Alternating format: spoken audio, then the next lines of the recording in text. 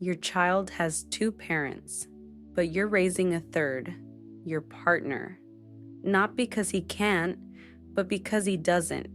And you feel like you're not just a mother, but also responsible for a second adult who should have grown up long ago. He gets up in the morning, gets dressed, goes to work, or stays at his laptop. And you? You wake up with one thought: what does my child need today? And right after, what will I have to take on again? Because he won't see it. You plan, you organize, you carry it all. He asks, why are you so tense? And your thoughts scream, because I have to think for three. Many women today are emotionally drained, not because they have children, but because they carry a man along with them. A man who remains passive, who steps back, who counts on her to take care of everything. And then come the excuses. He's just not very organized. He doesn't mean any harm. He does help. Sometimes. But helping is not the same as sharing responsibility, and love does not mean self-sacrifice. The Stoics, Epictetus, Marcus Aurelius, Seneca, would have said, what torments you is not the situation itself, but your wish that it were different. It's harsh, but also liberating, because it means the power lies with you, not in his reaction, but in your decision.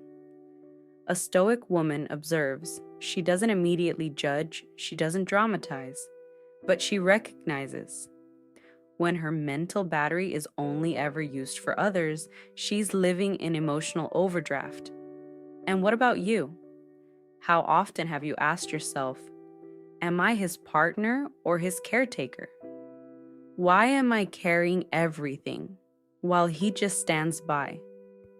You're not alone in these thoughts. Many women share them, but few dare to speak them aloud because they're uncomfortable, because they stir up guilt, because they cast a harsh light on the relationship. But a Stoic woman knows truth sometimes hurts, but truth heals faster than self-deception.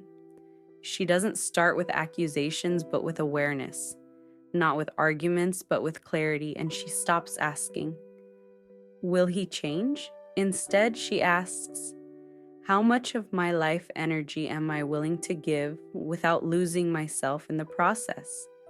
Because that's the turning point. Not every man who loves you is willing to carry life with you. Some love you, but rest on you.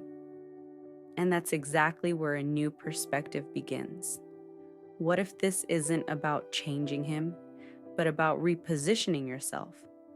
What if it's not about drama or separation, but about returning to your inner self-respect?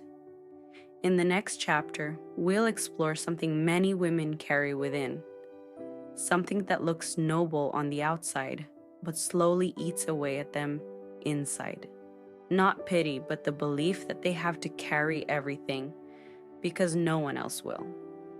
And that is where our journey through 3 powerful chapters begins.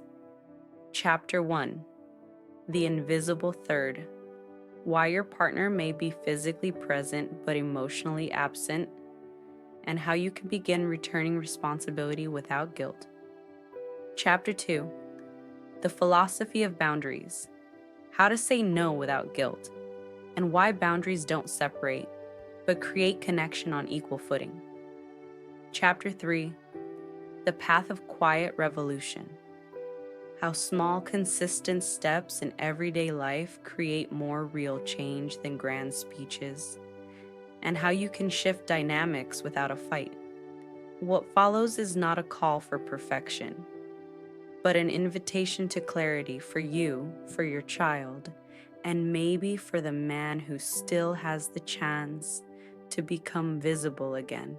Every insight matters. Don't miss it. Every woman deserves to walk through life with calm and clarity. Subscribe and grow with every video.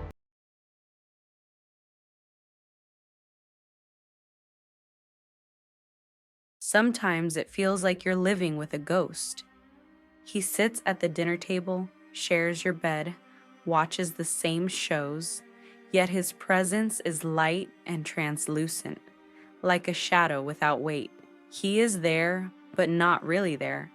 Not when it truly matters. Not when you wake up at night because the baby is crying or your child has a bad dream. Not when there's another appointment, a decision that must be made that affects your life. Not when you feel your strength fading and wish someone would just see you. This loneliness in the presence of another is a special kind of torment. You are not alone, yet you feel lonely. Because your partner is physically present but emotionally absent. He doesn't participate, doesn't truly listen, doesn't recognize what you manage daily, and doesn't feel how deep your exhaustion runs. You don't just manage the household and children, but also the emotional atmosphere in your home. You are the one who thinks ahead, plans, organizes, and catches all the small and big challenges. While he sits there, sometimes exhausted from work, sometimes lost in his own thoughts, and you ask yourself, how much longer can I keep this up? How long should I carry everything alone? The Stoics, like Epictetus would tell you, it is not things themselves that disturb us, but our opinions about those things. Your exhaustion comes not only from the situation, but from your wish that he would be different, that he would share the load and take responsibility till we're pau. Epictetus teaches us to examine our expectations and accept what lies beyond our control. You cannot change your partner, only your attitude toward him. Marcus Aurelius wrote in his Meditations that the key to inner peace lies not in being controlled by external circumstances, but in shaping your own inner attitude. When you realize that your emotional suffering arises mainly from resistance to reality, you can begin to direct your energy more wisely. Not toward struggle and frustration, but toward clear boundaries and self-protection. It is hard to say this aloud because it quickly sounds like a reproach. But what truly burdens you is not the conflict, but the constant feeling of being overlooked and underestimated. That everything falls on you. Appointments, worries, feelings, burdens. That you are not just a mother, but also a carrier of burdens for an adult who could actually carry responsibility as well. Seneca would remind you that setting boundaries is not shameful, but wise. It is not that we have little time, but that we waste a lot of it. By learning to protect your time and your energy for yourself, you invest in your well-being and your future, and create space for genuine partnership. Sometimes you secretly wonder, am I a partner or a caregiver? Why do I constantly face the challenges alone?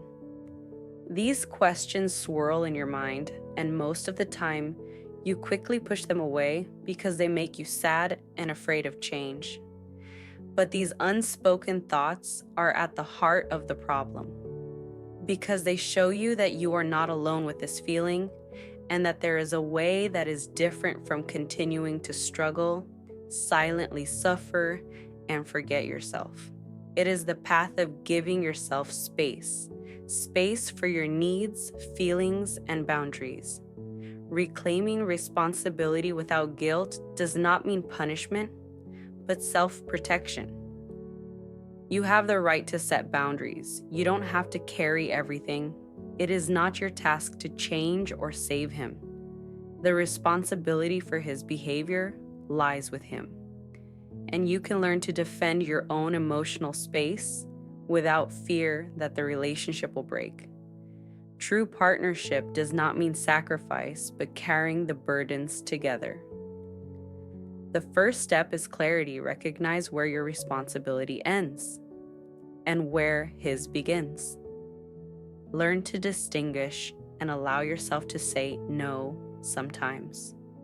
Because when you do, you not only relieve your exhaustion, but also give him the chance to become more visible. Visible to himself, to you, to your life. This change feels unfamiliar at first, maybe even frightening, but it is not a sign of weakness, but of strength. Strength to love and respect yourself. Strength to stop making yourself invisible.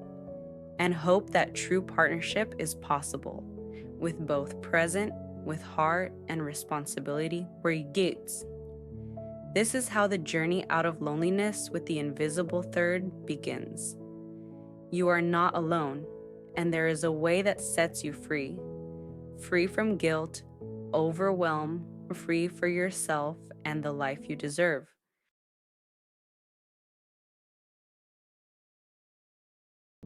Many women know the feeling. They say yes, even though they actually mean no. They take on tasks, burdens, responsibilities that drain their energy, driven by an inner mix of love, duty, and fear. Fear of disappointing others, fear of conflict, or fear of ending up alone. But constantly saying yes to everything is often not a sign of strength or love, but of self-neglect. Stoic philosophy offers a powerful perspective here, especially in emotionally demanding relationships like partnerships where one person feels invisible. Epictetus taught that the most important thing in life is not what happens to us, but how we respond to it. And that includes knowing when to say no, not out of selfishness, but out of self-respect. Setting boundaries doesn't mean building walls to shut others out. It means drawing a clear line that protects you and gives you the space to preserve your energy. Seneca taught us that inner freedom begins with self-discipline. When you learn to take your own needs seriously and to honor them, you create a space in which real connection becomes possible, at eye level, with respect and honesty. Boundaries are not an act of separation, but an act of love. When you respect and value yourself, you strengthen not only yourself, but also your relationship. A relationship in which one person sacrifices themselves while the other leans back is imbalanced, and over time, this leads to frustration, disappointment, and distance. Only when you know your limits and communicate them can you allow genuine closeness without losing yourself. The challenge is this: saying no without feeling guilty. Many women are socialized to always be there for others, to sacrifice themselves in order to be loved. But the Stoics remind us that true love brings freedom. Freedom for you and for the other person. Marcus Aurelius wrote, "The happiness of your life depends upon the quality of your thoughts." When you allow yourself to say no without guilt, you not only change your thoughts, you change your entire life. This means redefining your attitude toward guilt. Guilt is not a natural consequence of setting boundaries, but often a feeling that stems from internalized beliefs and societal expectations. Epictetus said, "Nothing is good or bad, but thinking makes it so." When you learn to question your thinking and let go of guilt, you open yourself up to a new kind of freedom. And that changes everything. You become calmer, clearer, and more powerful. You can make decisions that benefit not just you, but also your family and your relationship. You can connect with your partner without losing yourself. Because true connection doesn't require self-sacrifice. It requires a balance between closeness and distance. Another key aspect of Stoic philosophy is distinguishing between what is within our control and what is not. You cannot control how your partner reacts when you set boundaries. You can only control how you express your boundaries and how you feel while doing it. This realization gives you immense inner freedom and protects you from disappointment and overwhelm. Setting boundaries means taking responsibility for yourself. It means allowing yourself to set priorities and care for your own well-being. It doesn't mean pushing others away or hurting them. It means being honest and creating clarity. When you learn to do that, your relationships will transform, not through pressure or conflict, but through natural clarity and mutual respect. Seneca warned against letting the expectations of others rob us of our peace. Let not the opinion of others disturb your inner peace. This Stoic principle is especially important in partnerships where you may be bound to old patterns that make it hard to say no. By freeing yourself from the fear of rejection, you return to your true self. And that is the foundation of any healthy relationship. Thus, the philosophy of boundaries is not an act of separation, but a step toward real connection. You learn to respect yourself, to protect your space, and thereby create the very foundation upon which a true partnership can grow. And this is the most important lesson. Closeness doesn't arise from merging, but from the respectful interaction of two clear and independent individuals. So this chapter ends with an invitation. Dare to find your no. Dare to protect yourself, because only then can you truly love without losing yourself.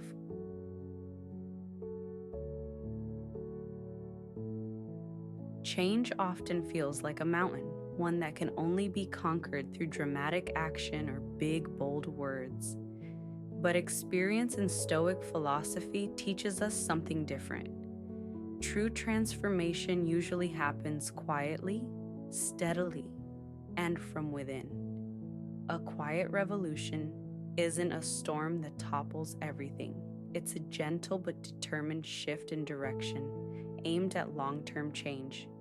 Marcus Aurelius, one of the most well-known Stoics, wrote in his Meditations, "The life of a man is what his thoughts make of it." In other words, our reality, including our relationships, is shaped by our mindset and the small, daily decisions we make. It's this ongoing inner work that eventually changes the outer world. Not by shouting, not through conflict, but through conscious action. Imagine stepping out of the constant rescuer mode, the one who fixes, carries, and smooths everything over. Instead, you begin to set clear boundaries, not with a dramatic scene, but with calm, consistent behavior. You return responsibility piece by piece, not through accusations, but through clear actions that say, "I'm no longer carrying this alone." And your partner will feel that shift. Often, that is the beginning of a new dynamic. Epictetus, another great Stoic, taught, "It's not the things themselves that disturb us, but our judgments about those things." Which means how you respond to your partner's behavior is in your power. You can choose not to waste your energy on battles you can't win. Instead, you act deliberately, calmly. You are not a victim of his passivity. You are the author of your response. The quiet revolution plays out in everyday moments. You pause. Instead of immediately picking up the slack when he forgets something, you say no, politely but firmly, when overwhelm comes knocking. You take time for yourself, even when the old impulse to overgive whispers again. And you guard your thoughts, refusing to let frustration and disappointment rule your mind, because that only drains your strength. Seneca, another great Stoic, once said, "It's not that we have too little time, but that we waste much of it." This insight becomes your motivation. Use your time and energy wisely, for yourself and your needs. Self-care is not a luxury. It's the foundation for being stable and strong in any relationship. And no, change doesn't happen overnight. It's a slow process, a series of tiny, consistent decisions. And this is where Stoicism shows its strength. It gives you space to accept setbacks without losing your courage. Not every conversation goes well. Not every boundary is immediately honored. But that's not failure. Because this isn't about quick fixes, it's about sustainable transformation. The power of this quiet method lies in what it doesn't require. No shouting, no ultimatums, no dramatic standoffs. Instead, a new kind of connection begins to grow. One rooted in mutual respect, not resentment. Because you're no longer acting from fear or deficiency, you're acting from clarity and self-respect. That's the key to a relationship that truly supports you. One that uplifts both you and your partner. The Stoics understood. Tranquility is not indifference, it's a conscious stance. It means finding and protecting your inner balance, no matter what happens around you. You become a quiet force for change because you're no longer reacting from chaos, but acting from your center. So what once looked like passivity becomes something very different. You are no longer the one who gives in or gives up. You are the one who takes responsibility for herself. And by doing that, you reshape the relationship dynamic itself. That's the real quiet revolution, a powerful, lasting shift that unfolds in small steps, guided by wisdom and intention. At the end of this path lies a new kind of balance. You feel less drained, more grounded, more in tune with yourself. And your partner becomes more visible and engaged, not out of obligation, but from genuine connection. No longer trapped in old expectations or emotional overload. This journey takes patience, courage, and consistency. But the reward is a relationship where you're not just surviving, but truly connected, eye to eye, heart to heart, with love and with self-respect.